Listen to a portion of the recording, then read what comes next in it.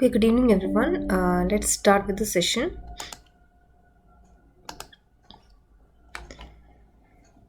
So, I'm Vipasha. I welcome you all to the fourth tutorial of Geographic Information System, which is about GIS techniques. So, in case you recall our previous few tutorials, what we have discussed about the introduction to Geographic Information System, the various components, the various types of data models that are there, and how we are going to store that information using those data models and their respective compression techniques. Okay, so I hope you have gone through all of the shared documents with you. Okay, so in case you are interested or you have not received those documents, you can also check the Google Drive, the link in which your lecture notes are stored, so you can directly access them through there. Okay, so in today's session also I will be providing you with a few documents for your additional reading. I hope I'm audible to all. Yes, ma'am. Okay, Yes, great. ma'am. Great. So in today's session, again, I will be sharing few documents, few research articles that are like I found useful for your more understanding of the concepts that we are going to discuss today. Okay. So let me just quickly share these links by the time others are joining.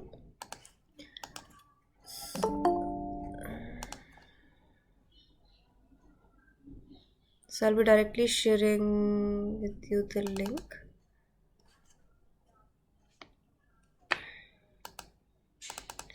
This is the first one.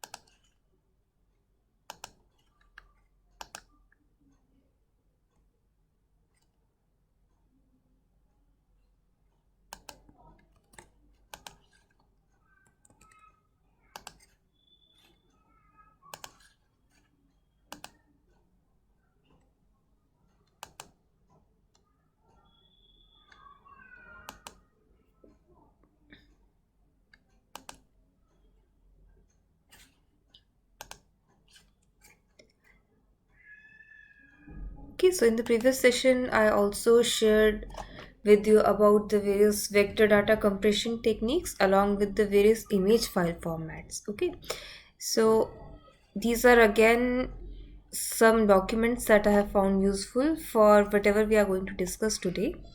Okay, so as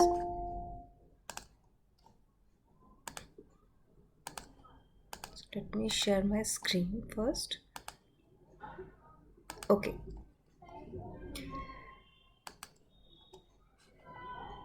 so in this week 4 session, what we are going to discuss about the pre-processing of spatial data sets along with the spatial interpolation techniques. Okay, apart from that, there was one more topic that was there, that is GIS techniques. Okay, so most of which is covered in week 5, so I'll be taking the whole topic all together. Okay, because we know that in the week 3 the last part was pre-processing of spatial data sets, which I didn't include in the previous tutorial. Okay, so I want to take all those topic in one go, so that's why I'm including all the topics that are complete.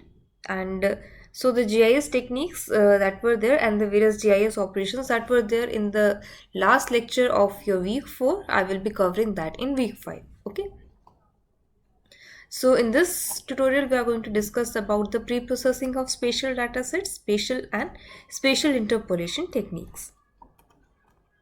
Okay, so whenever we are talking about the various GIS operations, we know that we are trying to simulate the real world scenario in digital form. Okay, so in that there are various types of data sets that needs to be represented and the various level of information that we want to store. Okay, so let us say we are talking about certain thematic representation, so we will be only needing one single attribute, like what are the various types of components that are associated in that particular feature of GIS input. Okay, but let us say we are talking about an vector information, it can store n number of attributes. By n number of attributes that are useful for in order to get to make a particular decision, because whenever we are talking about GIS operation, it is not only about collecting and integrating all those inputs, but it is also about analysis and displaying of that information along with the decision. Okay, let us say we are facing certain problem, so what solution we are providing. Okay, so it has to end with this possible solution. Okay, so the various types of GIS operations that are included, which we have classified into primary and secondary operations. So in case we are talking about the basic operations, it can be just simply as area and distance measurements, buffer generation, reclassification. So all these we are going to discuss one by one, along with certain secondary operations that are advanced compound procedures using macro commands or modeling or expert system techniques. Okay, so let us say, let me just simplify these primary and secondary operations. You all use Google Maps or Google Earth, okay, in order to find certain facility that is present to you or that is nearby you. Okay, so let us say you're talking about the ATM near me. Okay, so for that you're interested in, okay, a specific bank, sorry, specific bank, along with that the distance, so that you can approach that particular facility. Similarly for the hospital, okay, so for that you will be interested in, okay, how much shorter distance you have to take in order to reach to that particular facility. Okay, so these are certain distance measurements. In case we're talking about buffer generation, buffer is just an imaginary boundary. Okay, it is not delimited on actual ground, but it is an imaginary boundary which we are providing or we are restricting any particular feature. Okay, let me just give you an example, like your interest, the first example I gave, like ATM near me. Okay, so in case, let me just redefine it. Okay, ATM near or ATM within 2 kilometer of my radius. Okay, so in that you are fixing the boundary of your search within 2 kilometer range. Okay, so that is a buffer. Okay, so buffer is also, you must have seen while we are talking about containment zones during COVID. Okay, so the various containment zones that were provided based upon the movement of people. Okay, so how much restriction we are trying to make. Okay, so that is again an example of a buffer. Okay, so each and everything we are going to discuss in detail as the topic is coming. Just wait a second, sorry for that.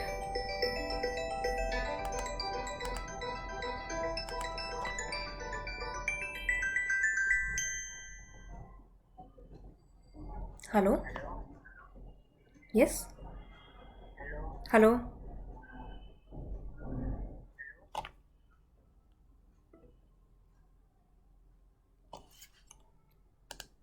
sorry for that.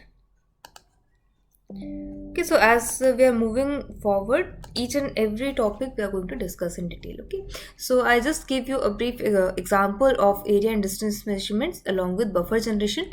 The next topic is about reclassification. Like classifications means we are subdividing a particular entity in further different categories. Okay, so reclassification means based upon our requirements, we are reclassifying the various themes and uh, topics. Okay, so in that case, one example was there, like in case we are looking at a digital elevation model.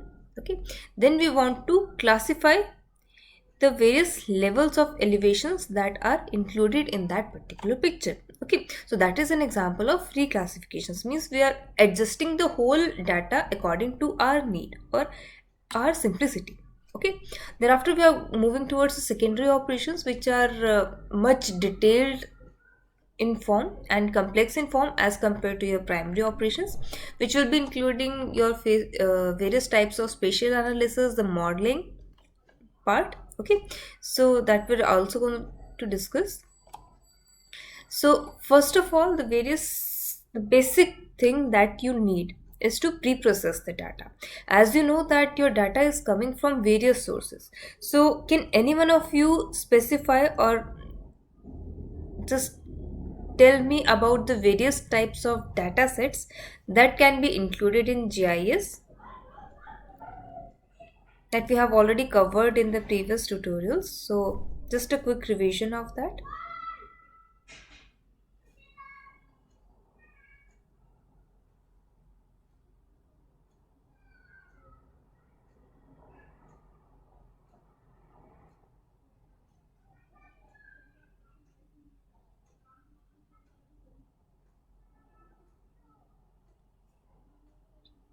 Yes, what are the various sources of GIS? Like sources of input for GIS?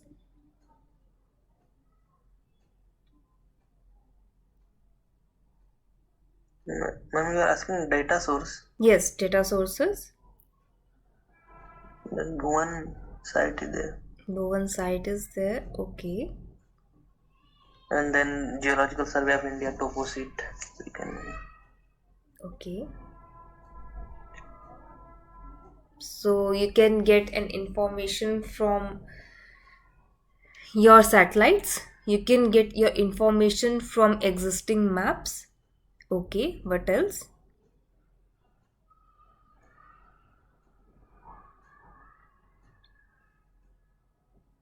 So we can do survey, ma'am. Okay. You can go for field survey or manually collect the data. Okay. through digitization.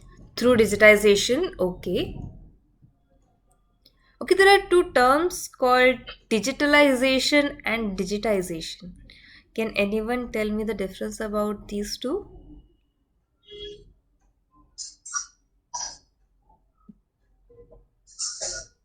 Digitization is the conversion of topo sheet into soft copy. Okay. What about digitalization?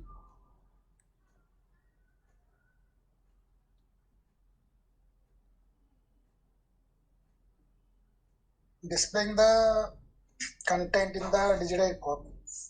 Displaying the content in digitized form. Okay.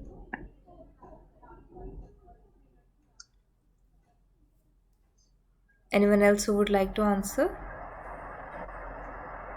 Yes, ma'am. It's like before we are sending the letter, so Okay. now we are sending the email. So that is the digitalization. Okay.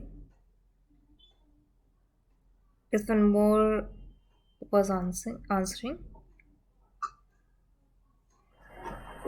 Digital technologies, digitalization use the digital technologies to change the model and produce a new value. Producing a new value. Can you give me example for that?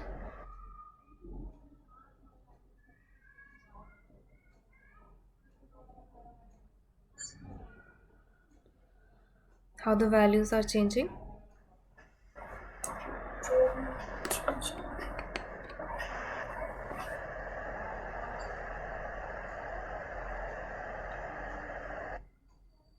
Okay, so let me just rephrase what she has said. Like one of you has correctly answered. Just wait a second.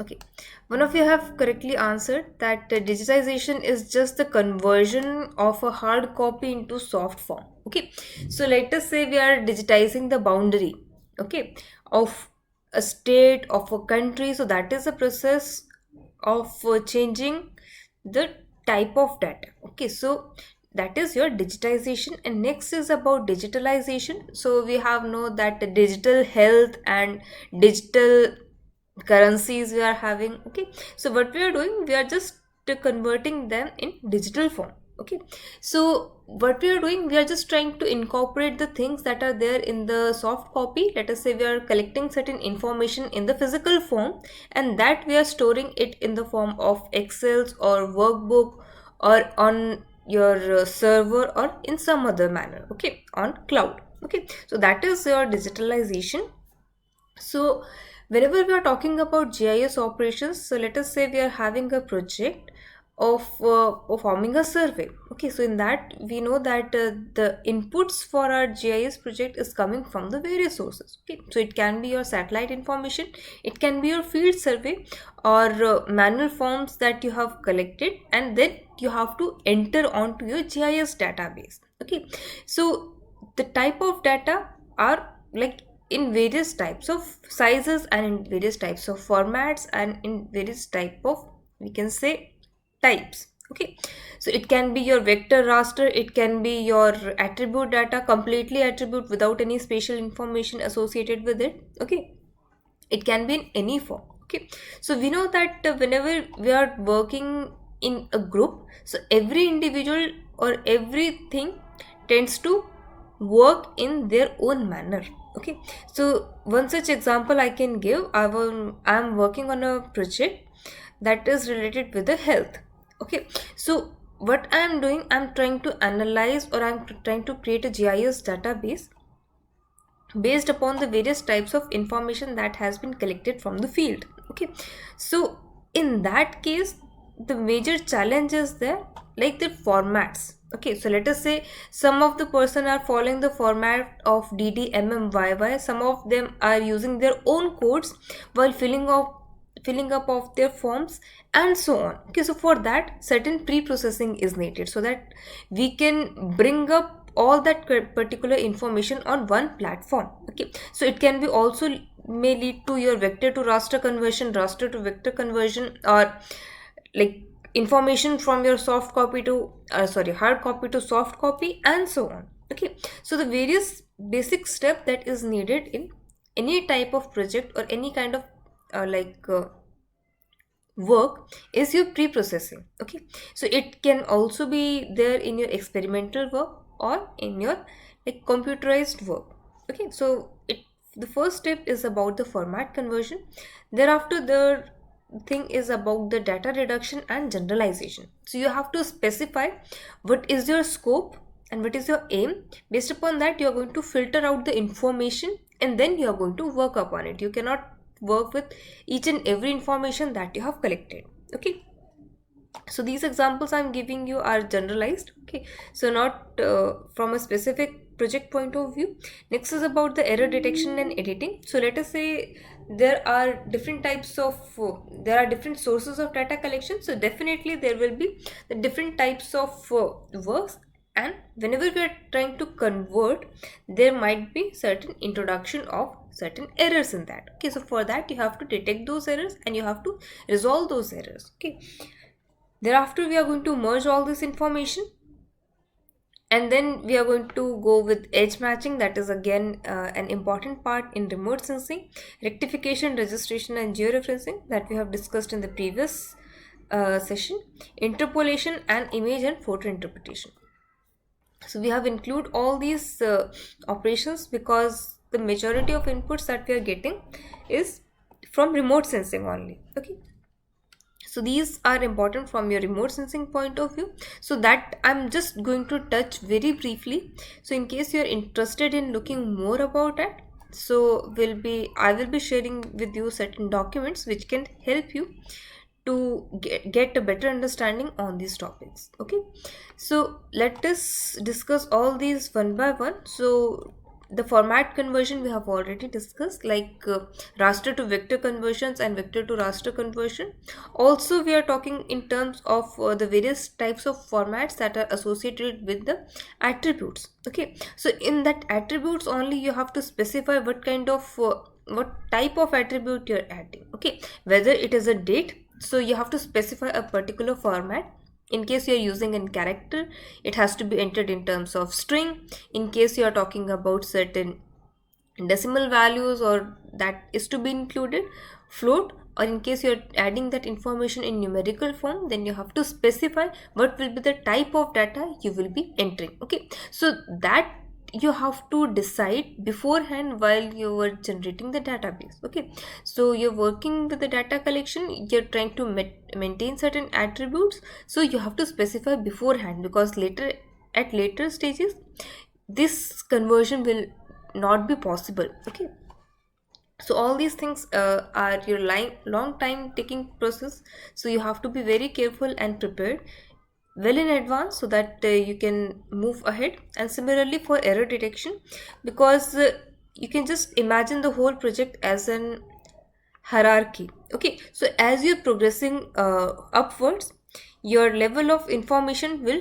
be refined, and also whatever error you are adding to it, okay, it will tend to get magnified at consecutive levels. Okay, so that's why whenever we're talking about creating a GIS database or the various basic data upon which we are going to work, so that is generally a very time taking process. Okay, but the modeling and the subsequent analysis is bit easier as compared to your the base operation, that is creating your database, your basic raster or vector, or associating it with the attributes. So that's why it is generally a time taking process. Why we are taking the time? Because at every step we are trying to check the various errors that are associated with it, and then how we are going to resolve those errors. Okay, so forward conversion is just like that. Then there is the next, that is data generalization. Because in case you recall, I gave you one example about looking at a particular place at different scales. Okay, so let us say you are looking at a place, let us say Delhi, on a world map. Okay, so it will be looking like as a point.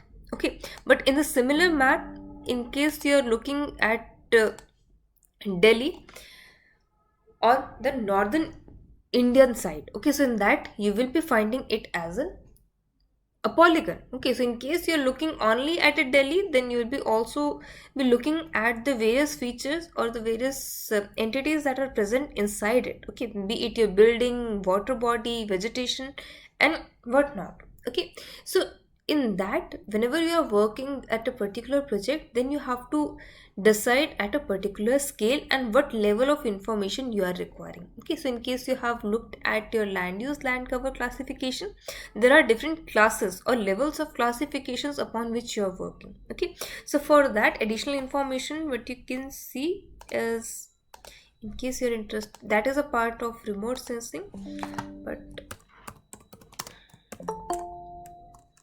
for additional knowledge I'm adding to that. I hope my screen is visible to all. Yes, ma'am. Okay, great.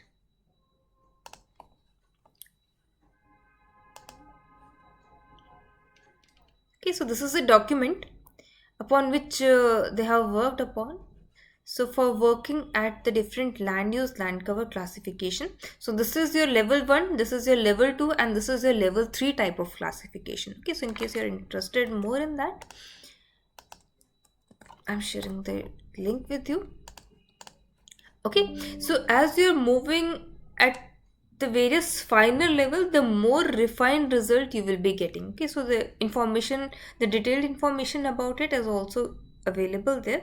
So let us say I want to classify the whole Delhi map, okay, based upon my requirement. Okay, so I have to just think like what are the various classes I want in my classified map. Okay, whether it will be built up only agriculture or the broad classes. Okay, I only need an man-made surface and natural surface, new barren land, wetland, etc. Okay, but in case I have to specify and you have to classify the various types of let us say forests that are there, be it evergreen, deciduous forest, plantation, scrub forest, or swamp. Okay, then I have to go at sub classification of this particular level of forest. Okay, in again I need more refined information, whether the type of like agriculture here is your shifting agriculture or fallow land or agricultural plantation or type of crop that are there. Okay, so for that I have to add bit more information. But you know that as you're okay, so as you're moving ahead in your consecutive level, the level of information that are included is in getting increased. Okay, so yes, any doubt?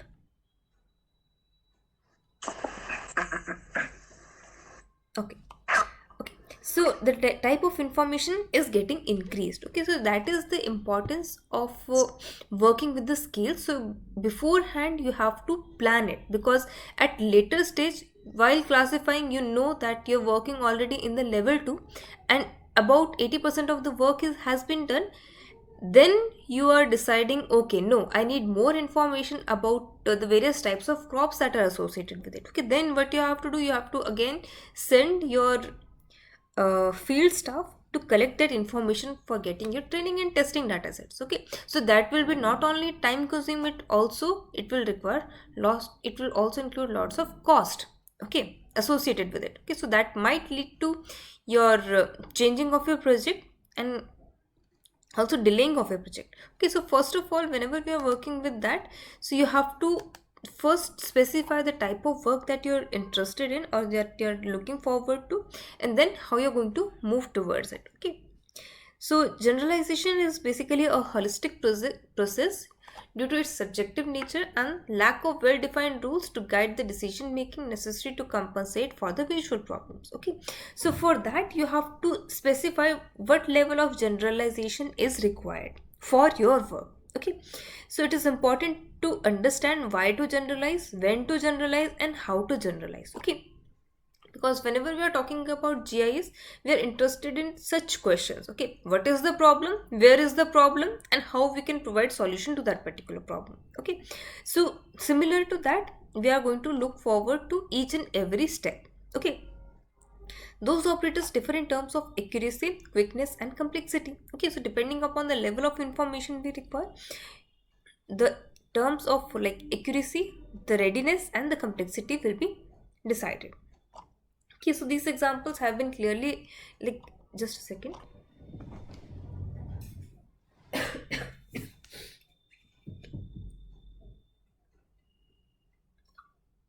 Okay, so these examples have been clearly explained in the lecture notes, so you can refer to those.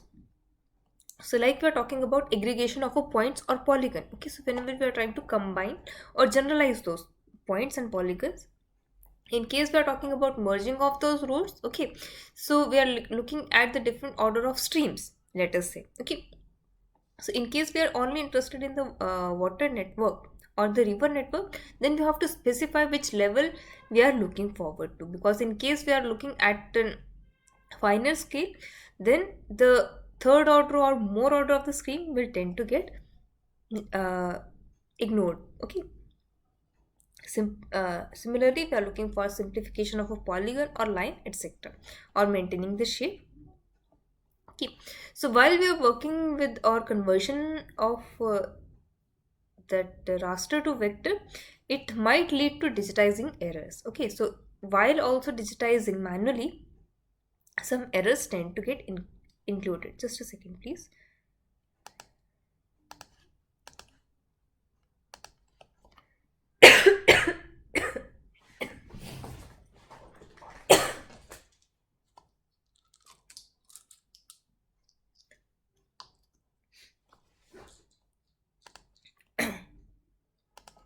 Okay, so these errors are called like digitizing errors. It might lead to your dangling ends. Let us say we are digitizing a road network, so or while conversion from raster to vector, it might lead to your dangles. Like we know that a road is connected, so the connectivity is broken, so that is called dangles.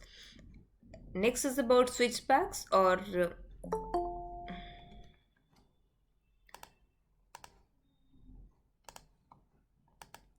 switchbacks, knots. Okay, so in case a loop has been formed while digitizing, or overshoot or undershoot.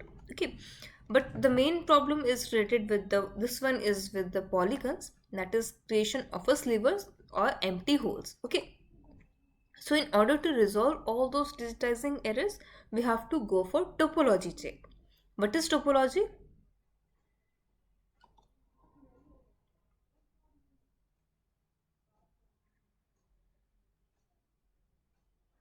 Mapping nature of terrain.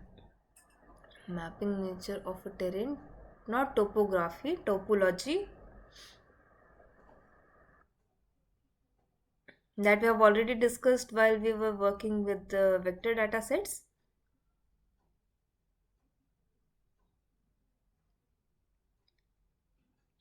A hint is it is a mathematical operation.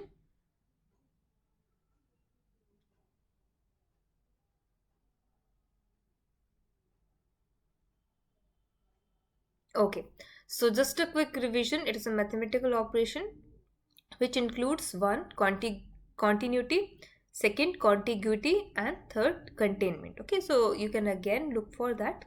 So as these errors are associated with the vectors, so we are going to look for a topology check. Okay, so in topology check it will highlight these errors. Okay, like there is a dangle, there is an overshoot or undershoot, then we can look for possible ways to resolve those errors. Okay, most probably it is done manually.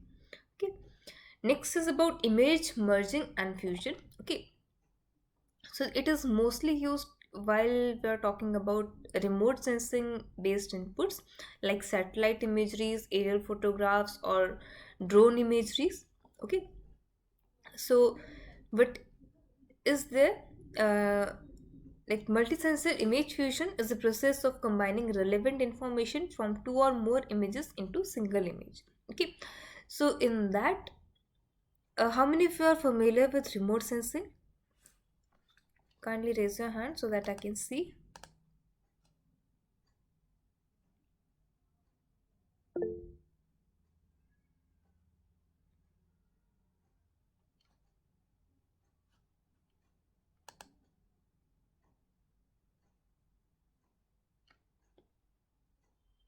Okay,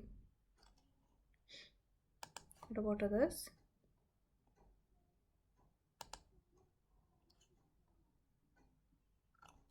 Okay, only one.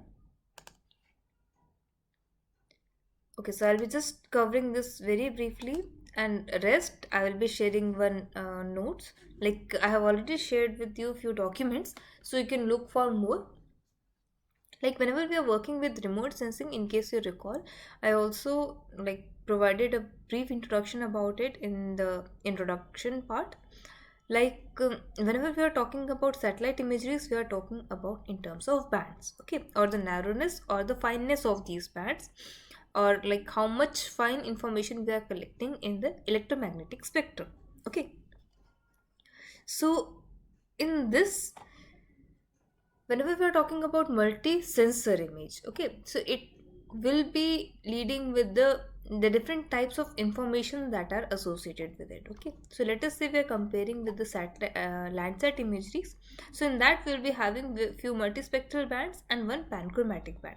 So the same example has been given there in your lecture notes. Okay, so the panchromatic band that we are having is of more resolution, spatial resolution, while in case we are talking about the multispectral bands, we are talking about in terms of spectral resolution. Okay, so there are two terms, that is spatial and spectral resolution.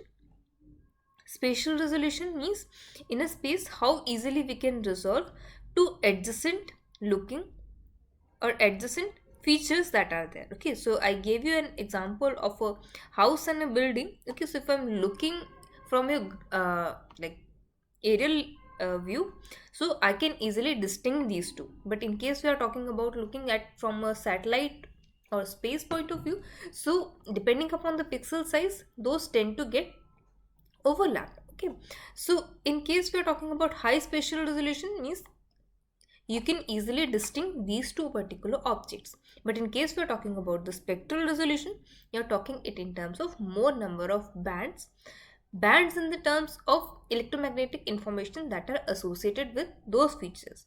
I gave you one example of a tree. Okay, so let us say I'm looking at a tree from a red band. So the characteristics and the reflectance of that particular entity or tree will be completely different as compared to NIR. Okay, so whenever you're looking with the different types of bands, these features tend to look different. Okay, so in that manner it is easier for you to work upon and segregate all these information. Okay, but in case you're working with these two types of resolution, we need both. Okay, we need good spatial resolution, but also we need good spectral resolution.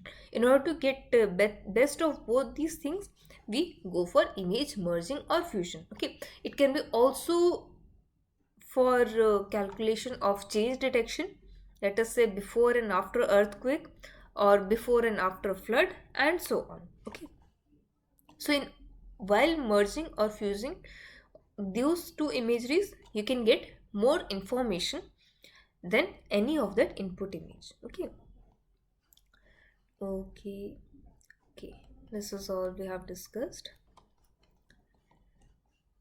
Okay, so panchromatic image with high spatial resolution and the multispectral image with coarser resolution. So this coarser and the higher resolution is in terms of the spatial resolution. Okay, so whenever we are talking about the panchromatic uh, pan sharpening, okay, so this you can just take an example. So there is a panchromatic image with a 50 centimeter resolution. 50 centimeter resolution in the sense one pixel is having a size of 50 by 50 centimeter. Okay. Similarly, in case we are talking about the multispectral information, that is having more information in terms of the spectral bands. Okay. So let us look at the spatial resolution. It is generally coarser as compared to panchromatic. So it is about 200 centimeter. Okay, so one pixel is of the size of 200 by 200. Here it is 50 by 50, means it is having more fine information. So let us say we are looking at a tree here. So let us say there is this one is a tree and this black pixel is a house. Okay, so in case we are looking at the same feature here, so these two features have been masked out into one. So whatever prominent features will be, that will be highlighted here. Okay, so in case we are trying to mix up all these information, we are going to go for pan sharpening. Okay, means we are going to take panchromatic image as a base and will add multiple multispectral information, and thereafter we'll be getting a high resolution, high spatial resolution image with a good multispectral information. So the final output will not only having the spatial resolution but also having that multispectral information associated with it. Okay, so let us look at the procedure. So in case we are talking about a panchromatic band, so the list 3 is nothing but a multispectral satellite image. Okay, so first we are going to go for image to image registration.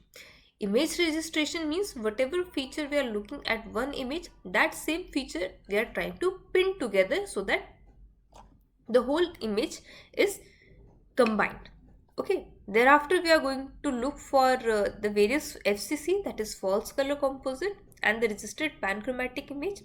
So thereafter what we are going to go for RGB to IHS, that is intensity, hue and saturation. We are going to further subdivide it, and we are going to replace the panchromatic information with the intensity, and thereafter we are going to further combine them in order to get that final merged image. Okay, so this flowchart is similar to this, but instead of we are combining, what we are doing, we are just taking the principal components.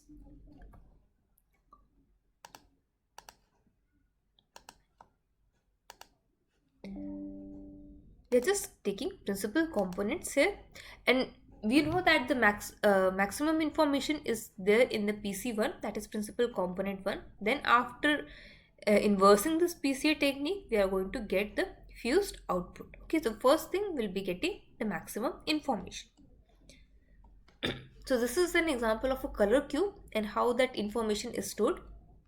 So it is also included in the document that I have already shared with you, okay, about the various types of raster and its data types. Okay, similar in this case, intensity, hue, saturation.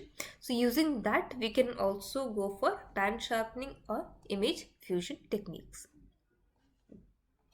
The next topic is about the spatial interpolation.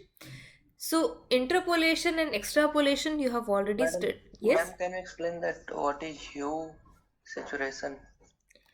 Okay, so it is like more important from remote sensing point of view. Okay, but in this, why we have included that? Just because of the image fusion. Okay, so let us say we are talking about this color cube. Okay, so origin here, we know that white contains all that color, but whenever we are mixing up all the colors, it tends to get black. Okay, so this is an example of a color cube. So right at an origin, it is black in color, and just diagonally opposite here, the white is there. Okay, so you can just imagine it in the form of three axes like in X, Y, Z. Okay, so you can just look at it like whenever we are trying to integrate, add red to green, the color yellow will be created, green and blue, the cyan color will be there, and red and blue, the magenta color will be made. Okay, so it is already means the three basic colors, that is red, green and blue, are the primary colors, and just adding or removing one of the color out of it, we can make more colors from it. Okay, so similar information what we are doing, we are just trying to explain in terms of hue, saturation and intensity. Okay, so let us say we are talking about the different types of colors that are there at the edges. The same information we have denoted at the periphery of this particular cone or the base of that particular cone. Okay, so in case we are talking about it, so it will be looked at a hue. Okay, so in case you compare or you take your photograph in your phone also, you can adjust the type of color or the representation of that particular picture. Okay, so you tend to change the hue, you tend to change the saturation or saturation of the various colors that are there. Also, you can look for variation in certain intensity in order to magnify the type of information you're trying to display. Okay, so the same representation here, what we're doing in case we are comparing or joining this white line, so this will be just nothing but the intensity. Okay, so at the base or the top of the cone, whenever you are moving towards the center, it is defining the intensity of the information. Okay, at the periphery of that, you're getting the hue or the colored component information, and just the diagonal part of this is just your saturation. Okay, so these are just the conversion of the various type of data models or the raster color models or the color thing that we are having. Okay, so it is important whenever we are working at the image enhancement techniques. Okay, so you can, in case you're interested in it, you can follow the document that I have shared in the previous session. Okay, the details are there, already there in that document. Okay, so in case you're still having any specific doubt, just let me know. Ma'am, you told image to image registration. What is that? Image to image registration. You Okay, told some definition. okay. Uh, Let me just quickly give you one example. Mm, let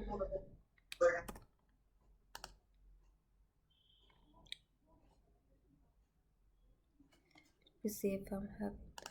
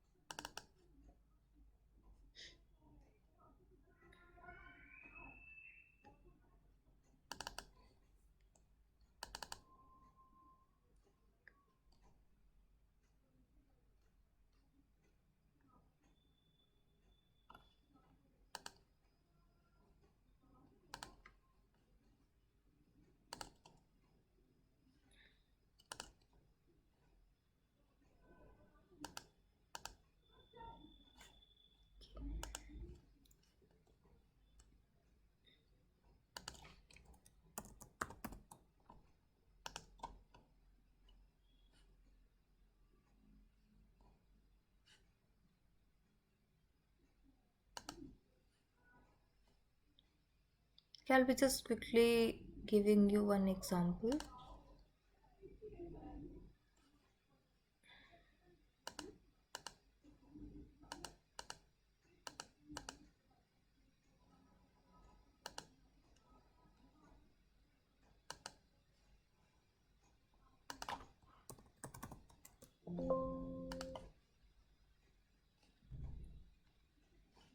Okay, so you understand about georeferencing means we are trying to associate the various object with the coordinates that are there. Okay, so that image georeferencing we have already studied in the previous tutorial. Okay, so let us say we are talking about this particular image. It is not having currently having any latitude or longitude. Okay, but in case you are looking at this, there are certain coordinates that are associated with it. Okay, let's see if it is on. Okay, it is loading.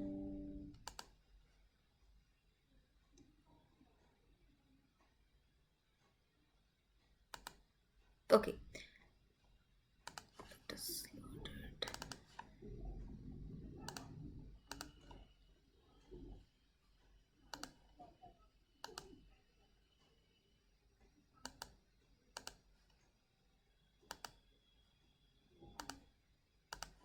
Okay, so in case we are looking at the coordinates here, it is still showing you with the Cartesian coordinate system with the origin at the top left. Okay, now in case of it, let us say I am adding one georeferenced map. It is there.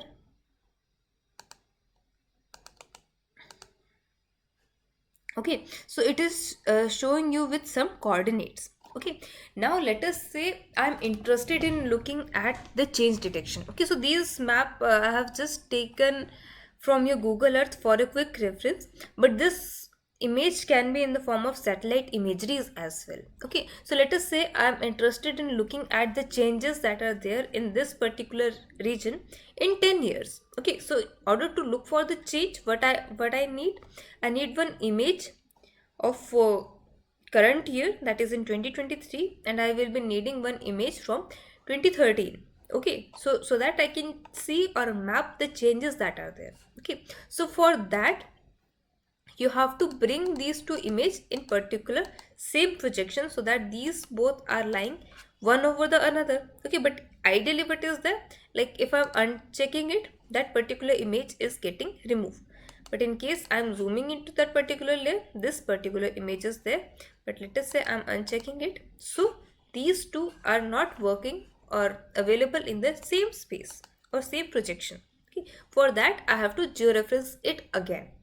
Okay, so georeferencing means we are associating a fixed object with the coordinates, the geographical coordinates with it. Okay, so one thing is that we can go for georeferencing, means we can manually click and manually assign the points using your field survey or GPS survey. Another option is that if you're having an already georeferenced map that are having certain coordinates, so using that we can add coordinates onto a ungeoreferenced image. So let us say I'm looking at one particular point, let us say about this gate. So I will be just pinpointing this particular feature, and on this particular image I will be finding the same object, and then I will be just pinpointing it. So what we are doing, we are registering these two image with respect to the objects that are there on that particular image. Okay, the final output will be this map, means all the coordinates that will be there will be having a particular geographic coordinate system associated with it. Okay, so it will be also working as a map. Okay, thereafter we are going to carry out with the various techniques like image subtraction in order to look for changes that are there in that particular image. Okay, so in case you look at the example that Professor Saraf has provided on the various landslide prone areas, so before landslide and after landslide, how the conditions were there. Okay, so in case you recall that, so that was done with the help of image registration. Okay, means what we are doing, we are just trying to register these two images, means we are bringing one image in reference to another image. Am I clear? Yes, ma'am, understood. Yes. Okay. This is for mainly for change detection, no, ma'am? Mostly used for change detection, because in case we are talking about GIS database, we are also storing an n number of information associated with it. Okay, so let us say we are talking about variation or changes in the urban sprawl or expansion of your urban area. So for that you have to look for your satellite imageries. Okay, so it is mostly used in that case. Okay, thank you, ma'am. Okay, any more questions? Great. We are moving ahead with the spatial interpolation. So in mathematics, you have already studied about interpolation and extrapolation. So what we are doing, we are just adding a term spatial into that. So whenever we are talking about anything interpolation in space, space means on ground. So that is called spatial interpolation. Means we are having two known values and we are trying to find the third value that is present in between those 2 points. Okay, so that is called interpolation. Extrapolation means outside those points. So spatial interpolation is the procedure of estimating the value of properties at an unsampled site within an area covered by existing observations. Okay, so the final output is to get a useful information by adding the greater informative content and value, reveals pattern, trends and anomalies that might otherwise be missed, provides a check on human intuition by helping in situations where the eye might deceive. Okay, so it is basically based upon the Tobler's law of geography, means that the points that are close together in space are more likely to have similar value than points far apart. Okay, so let us say we are talking about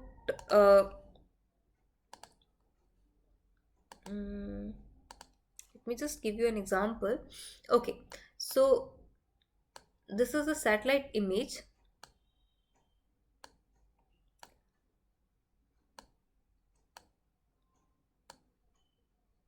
of different set of fields. So let us say we are looking at the satellite imagery in Punjab or Ludhiana.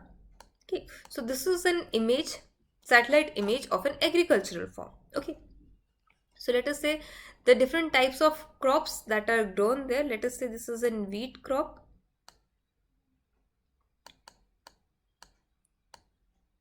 rice, pulses, fruit crop will not be there, but still it is there. Okay, it is just for an example. So let us say we are looking at the various type of classification, or let us say information about the pixels. So you have sent your team in order to collect the data. Okay, so they have collected the data from the various points. Let us say they have collected the data from this point, this point, this point, this point, and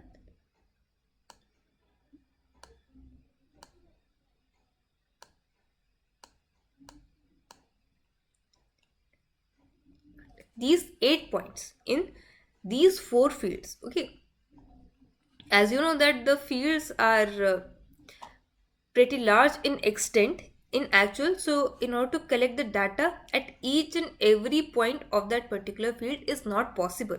Okay, so similarly for water quality monitoring, they will be only collecting the data at the river banks. Okay, or in case we are talking about the water tank, at the top. Okay, so let us say they have collected the data point.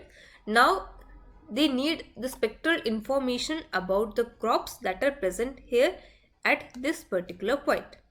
Okay, so what they will be looking at, the closeness in terms of the distance, first thing, and closeness in terms of the spectra. Spectra means each and every feature that are present, they will be reflecting their own spectra. Okay, spectra in the sense, like whenever we are looking at the urban area or a road, it will be completely bright in case we are talking about the concrete road. In case we are talking about bituminous road, it will be looking as darker. Okay, so they are having their own type of appearances. Okay, so similarly the wheat and the rice crop will be looking different in terms of the texture or in terms of the color. Okay, so in order to interpret the value at this particular pixel. Okay, so you will be looking for the spatial interpolation. So you have divided the whole area in the various set of points. So based upon the proximity, you are going to assign the value to that particular pixel. Okay, so this is based upon the Tobler's law of geography.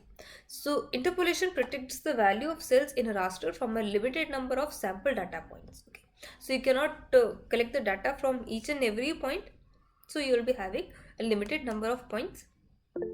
It can be used to predict unknown values for any geographic point data such as elevation, rainfall, chemical concentrations, noise level, and so on. Okay, so let us say we are talking about collecting information on a continuous data. Okay, we know that elevation, and in case we are talking about rainfall, in case you are looking at that IMD site, okay, so they will be providing you with a certain station information on rainfall, temperature, and so on. Okay, so the location of those station will be fixed at a particular location. Okay, so in order to get or generalize that particular information for the whole area, you need to interpolate the whole information. Okay, in most of the cases the attribute must be in the form of interval or ratio. Okay, so these are the different types of data that is there. So let me just give you an example of this particular figure. Like this particular pixel value is 14 here, so it is written like this. Known value is 20, 24, and 16. 20, 24. Okay, so in order to find your pixel value that are nearer to that, you can look at that. The closer the pixels are, they are tending to have certain similar information like 16. So using a mathematical equation, they have interpolated and you have got certain similar results. Similarly for this particular information, so you are having the location, the various height information at these various points. Okay, now using interpolation, just by looking at it, you cannot see which areas are at higher elevation, which areas are at lower elevation. Okay, but while interpolation or interpolating here, you can see that these blue pixel points are of very high elevation, while you can also see the variation in the slope or terrain using interpolation method. So the applications of this is to calculate the some properties of surface at a given point to provide contours for displaying the data graphically. So similar example you can see from your IMD maps while they are talking about the pollution concentration at the various levels. Okay, so in case you have recalled, some maps were released at the time of stubble burning in Punjab while the Delhi was facing a huge pollution, air pollution due to your adjacent state stubble burning. So in that case, you can also see the variation of those pollutants in case you're looking at the time series map. So you can also see the or map the movement of these pollutants.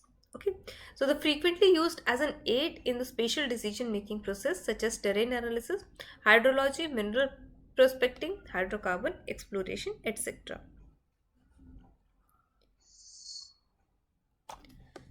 Next is about surface representation in GIS. So we have also discussed that in the previous lectures, like we can display any information in the form of vector, raster, or tin. Okay, so in case we're talking about the vector, we are talking about the point information. Contour is again a vector information in the form of lines. Tin is nothing but the triangulated irregular network. So for that, in case we are displaying that elevation information in it, so it can give a 3D form of information and followed by grid, that is a raster form. A grid representation of a surface is considered to be a functional surface because of any given xy location, it stores a value of z as opposed to multiple z values. Okay, so in case you are talking about 10 vector information, so each point will be having n number of attributes that are associated with it. Okay, be it your elevation at mean sea level, be it your elevation or height information at that instant of time. Okay, so in case we're talking about grid, it will be only having one attribute or z value associated with it. Okay, Okay, so these functional surfaces are continuous and are used to represent their terrestrial surfaces that are there on the earth surface, statistical or demographic surfaces or mathematical surfaces that is based upon your arithmetic expressions. Okay, so for modeling you can define or use the different modes of surface representation.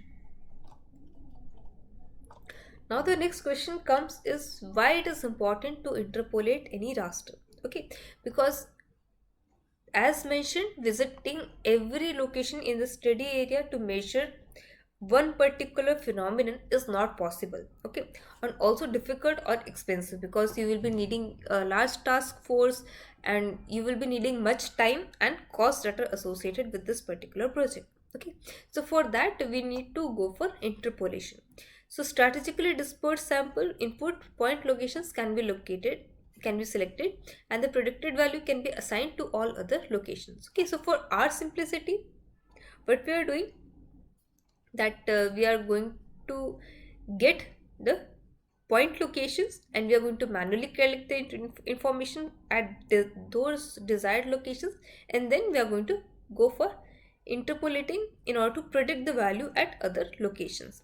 This input point can either be randomly or regularly spaced points containing the height, concentration, magnitude or measurements depending upon the accessibility of that particular place and the amount of force you are having. The assumption that makes interpolation a viable option is that spatially distributed objects are spatially correlated. Okay, so one such example I am giving.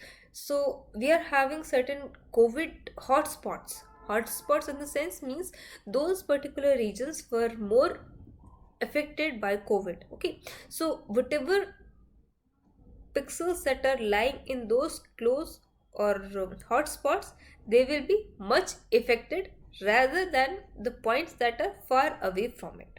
Okay, so that is an example of spatial autocorrelation, means the places that are or the points that are closely spaced, they tend to get more correlated as compared to the points that are far away from each other. Okay, means they tend to have similar characteristics.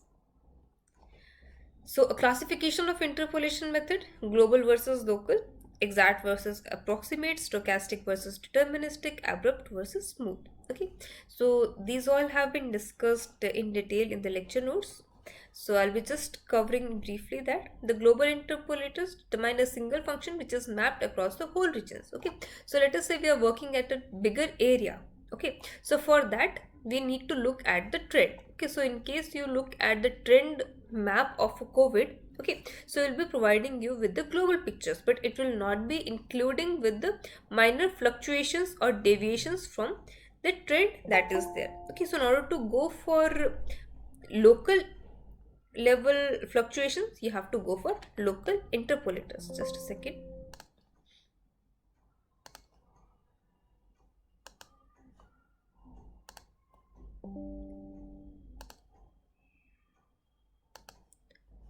Okay, so the example is your trend surfaces and IDW, that is inverse distributed. So it is also a form of interpolation, exact interpolation, approximate. Okay, so these honor the input data points. Okay, so it does not mean that the surface is exact.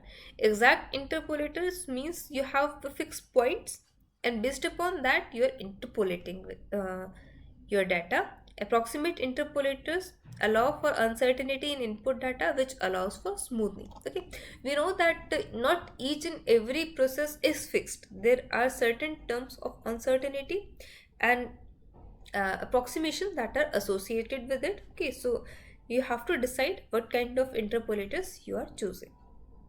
Stochastic versus deterministic. So stochastic method will be considering or incorporating the degree of randomness associated with it, while deterministic will be not using probability theory but will be providing certain flatter results. Okay, abrupt versus smooth. Abrupt interpolation allows for barriers. So let us say you're trying to include your folds and faults. In case you're talking about smooth interpolators, so they will be providing you with the smoothened surface. Okay, so you can also look at an example of your earthquakes. Okay, so in case while you're mapping with the various earthquakes that have been occurred in the past decade. Okay, so for that, in order to look for more possible earthquakes in within that particular distance, you can look for minor interpolation. Okay, so for that you have a particular barrier or fold or fault line that are there, so you can also look for abrupt interpolators there based upon the mathematical function used.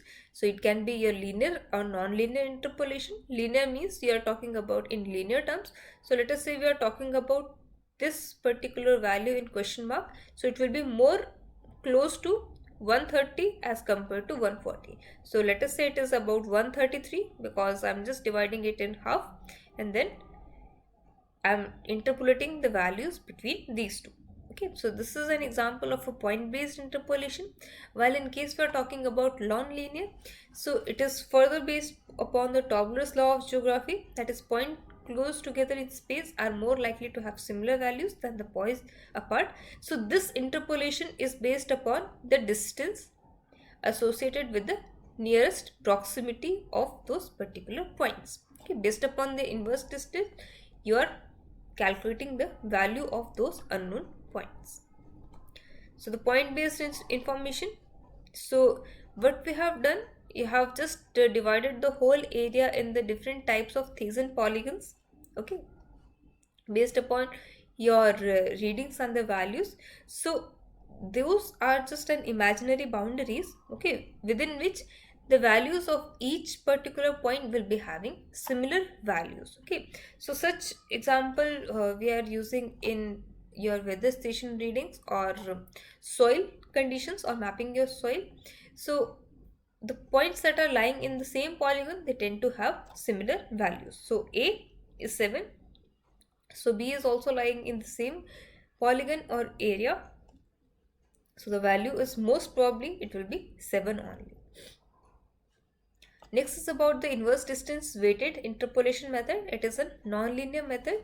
So it estimates the cell values by averaging the values of a sample data points in neighborhood of each processing cell. Okay, so let us say we are talking about the finding the value of this yellow point, which is surrounded by these 5 known points. Okay, so but in order to calculate that, ideally there are different methods. So one thing is about, okay, let us take the value of nearest pixel or nearest point. Okay, but we are not going to follow that, but we are going to go for inverse distance weighted, that we are going to take in account the distance along with the value at those known points. Okay, the closer the point is to the center of the cell, the more influence or weight it has in the averaging process. Okay, the closer the distance, the more weight it will be having. This assumes that the variable being mapped decreases in influence with the distance with the sampled location. So, okay, this is just an example. When interpolating a surface of pollution of a more distant location, it will have less influence on a pollutant. Sorry, just give me a second. By the time, if you're having any doubt, just let me know. I'm just taking a water break.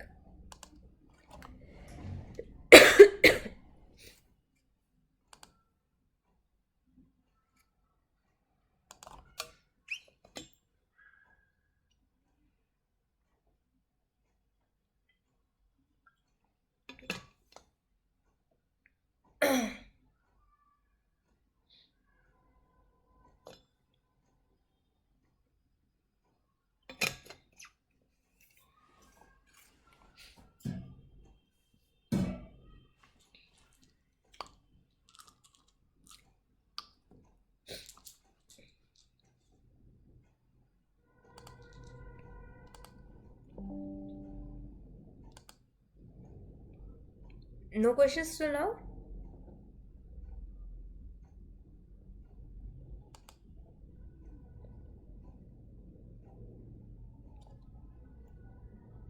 Okay, we'll be moving ahead. The spline interpolation method or the French curves. Okay, so it is basically a mathematical function that minimizes the overall surface curvature, resulting in smooth surface that passes exactly through the input points. Just a second.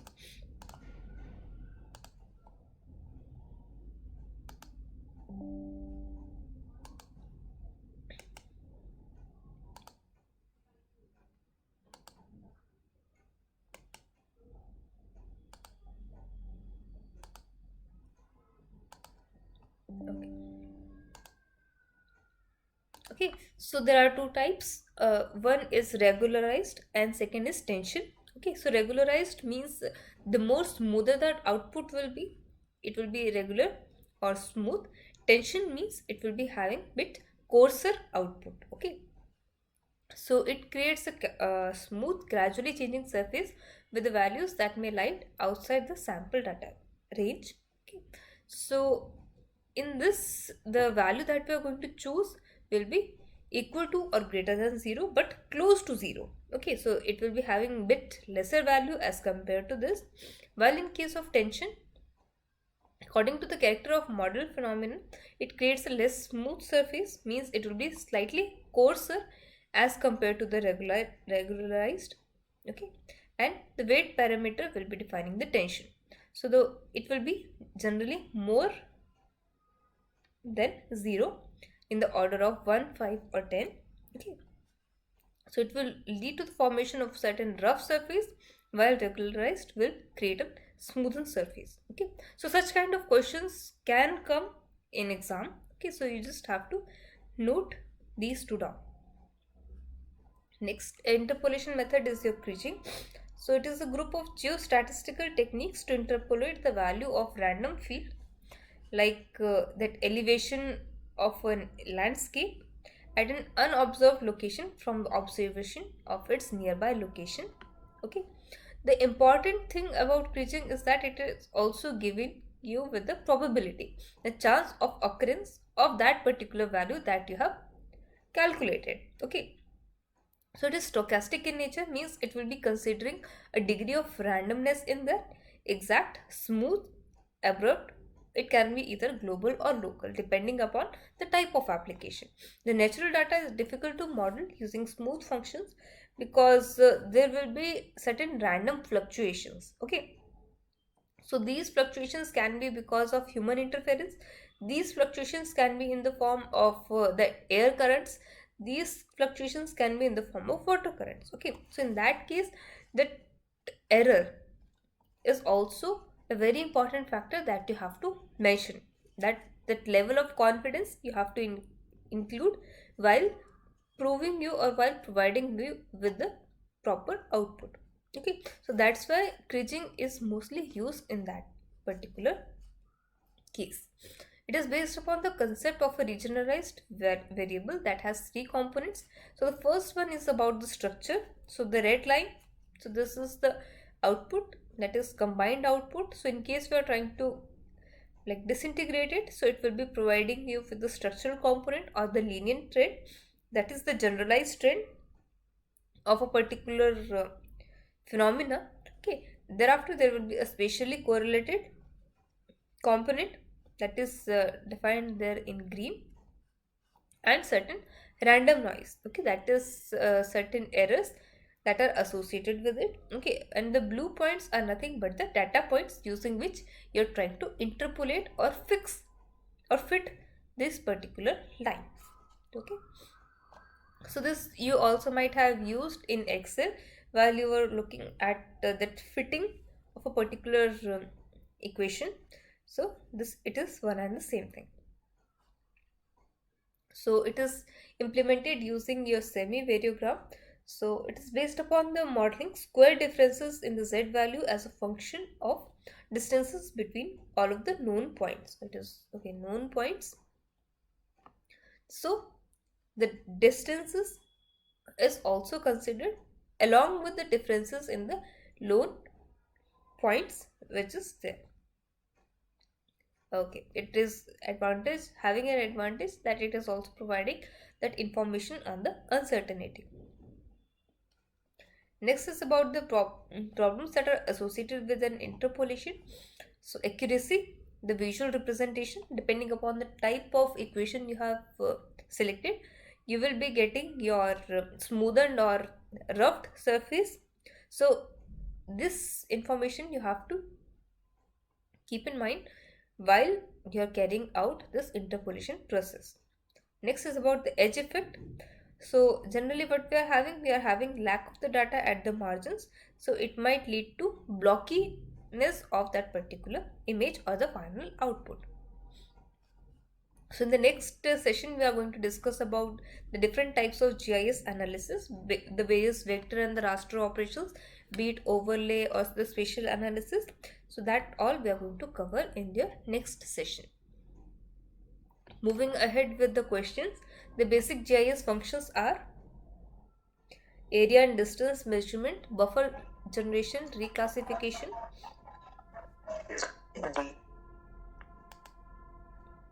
Yes? All the above. All of the above? Okay. The basic spatial analysis involves attribute query, spatial query, both spatial and attribute. C. Both attributes and spatial queries. Okay, so answer is C, both attribute and spatial queries. What is a model? C.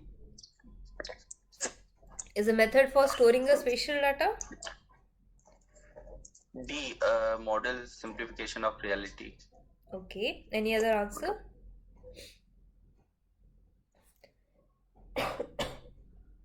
Sorry. A model is a simplification of reality.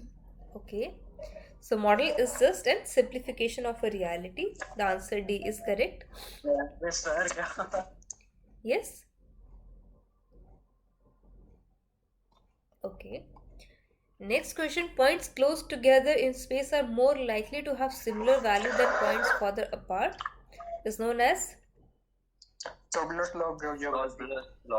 Cobbler's C. Okay, the answer C is correct. Great. Which of the following spatial interpolation technique is an example of a local, exact, abrupt, and deterministic? Slide. C. Thyssen Thyssen polygon? polygons. Yes. C. C? Yes. Thyssen polygons, ma'am. Okay, Thyssen polygon because it is based upon the local and deterministic interpret. Okay. The spatial interpolation is a procedure of estimating the value of properties at B. Unsample sites. unsampled sites. B is correct. Pre-processing in GIS involves the following. All the above. All of the above. All of the All above. Okay. The following are also part of processing. Interpolation. Okay. A. Okay, we are not talking about pre-processing. This is just a part of processing. Actually, none. The answer None D of them. is correct. That is none of the above. These all are the part of pre-processing. Okay. Okay, so whenever such question comes, just read the statement carefully because sometimes there are certain tricky questions. One type of image fusion merging techniques is based upon Image transformation. image transformation, Color transformation. Color transformations. A. color transformations. Okay, so you are working with the hue and saturations. Reclassification involves the selection and presentation of a selected layer of data based upon the classes or values of a specific attribute. Okay, we are all are agreeing. What is reclassification? So again, this is a part of GIS analysis, which I am going to cover in the next lecture, but still we are having questions related to that.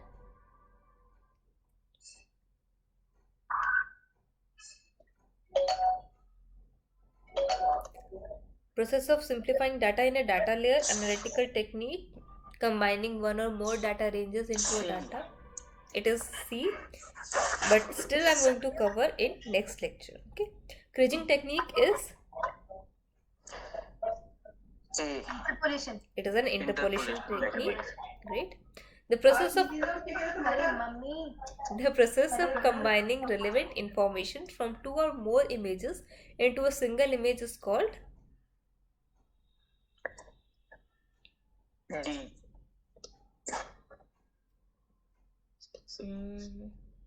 yes, Image merging. it is D. image merging or Merging. fusion. C. Yeah. Okay. Image. Image merging and Okay. fusion. Image interpretation. We know interpretation means we are trying to interpret what are the various features that are there in an image. Okay. Mosaicing means we are trying to like what we call that. Okay, we are trying to fix together the various tiles in order to combine the various images. Okay, so let us say we are having an area. Okay, so let us say we are flying one drone, and drone, as it is moving forward, it is capturing one particular image. So let us say one image is like this, one image is like this, and one image is like this. Okay, now we want to combine that information that drone has collected. So what we are going to do, we are just going to mosaic it in order to get one single picture in which all that information of the tiles are there. Okay, so this process is called mosaicing. Okay, so it is also included in remote sensing only. Okay, while we are talking about process of combining relevant information from two or more images into single image, means we are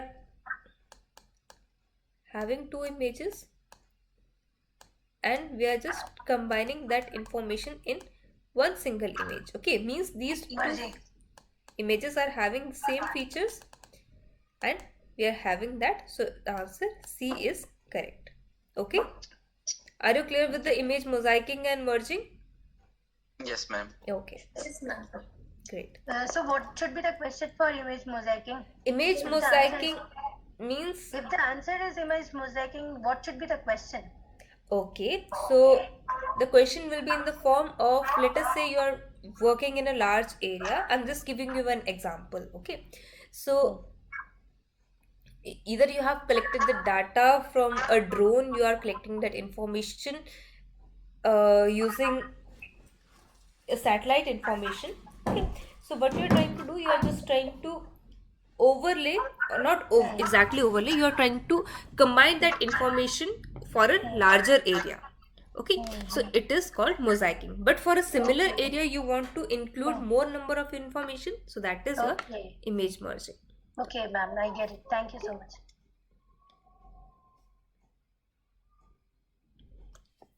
Okay, one type of image fusion merging technique is also based upon, okay, we have also covered that, so that's all. So now if you're having any specific questions, please let me know.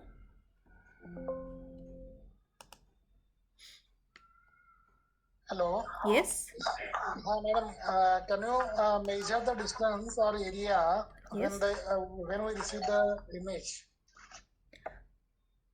Okay. Is it possible? Is it possible to measure a distance or area of a given field?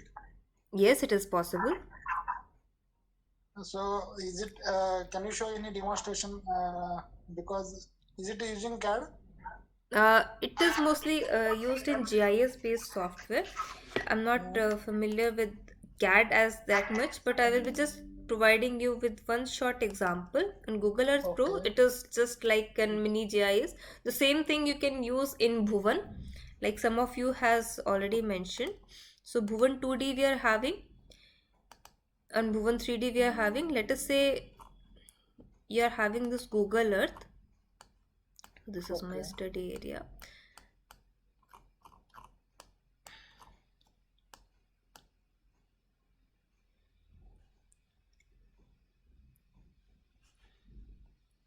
Okay, so let us say we are having this urban area and I want to know about the area of this particular region. Okay, so there you will be having one tool called show ruler.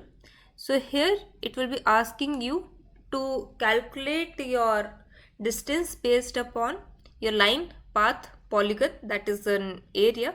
Okay, so I'm selecting a line.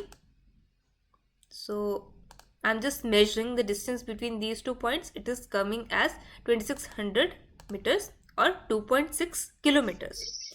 Similarly, if I'm adding an area for a polygon, so I'm just creating an imaginary polygon and it is showing me the perimeter and area of that enclosed region. Okay, for that, the very important thing is about the projection system you are using. Okay, so projection, there are geographic coordinate system or reference system, and there is projected coordinate system. Okay, so make sure you're having a proper coordinate system in order to use. Okay, so here I'm using UTM projection, so that is why my distance or the measurements are coming in meters. But in the same manner, let us say I am selecting the same in your degree minutes or decimal degrees, then my your lat long are changing. Also my distance will not be exactly in planimetric. Okay, planimetric, you know about in 2D form. So let us say we are working in the smaller areas, so we can just uh, just ignore the concept of curvature of the earth. But in case we are looking at a larger picture, then the curvature of earth also takes into consideration. Okay, so you can just explore. It is the simplest form of the operations that I have just told you about, that area and the perimeter calculation and taking that image and looking at the high resolution. But in case you're working at an actual satellite data sets, you have to go for proper projection, and thereafter you can also calculate that the area of your particular feature, be it a field, be it a water body or something like that. I'm not having the Okay, thank satellite you, madam. imagery right now because I'm not currently in my lab.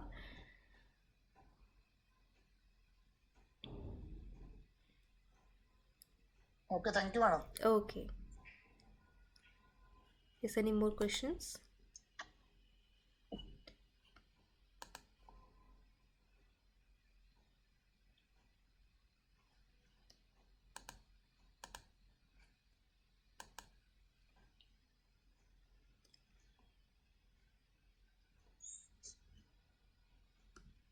Okay, so we'll be ending this session. Thank you and have a good day. Okay, ma'am. Thanks. Okay. Thank you.